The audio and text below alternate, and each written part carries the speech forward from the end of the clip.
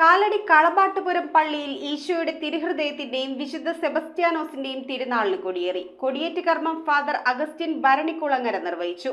തിരുനാൾ ദിനമായ 19-ന് ഫാദർ സാൻഡ്രോ കണ്ണമ്പുഴ മുഖ്യകാർമ്മികനാകും. കാലടി കളപാട്ടുപുരം പള്ളിയിൽ ഈശോയുടെ തിരുഹൃദയത്തിന്റെയും വിശുദ്ധ സെബസ്ത്യാനോസിന്റെയും തിരുനാളിന് കൊടിയേറി. കൊറ്റമ്മം പള്ളി വികാരി ഫാദർ അഗസ്റ്റിൻ ഭരണിക്കുളങ്ങര തിരുനാളിന് കൊടിയേറ്റ് കർമ്മം നിർവഹിച്ചു.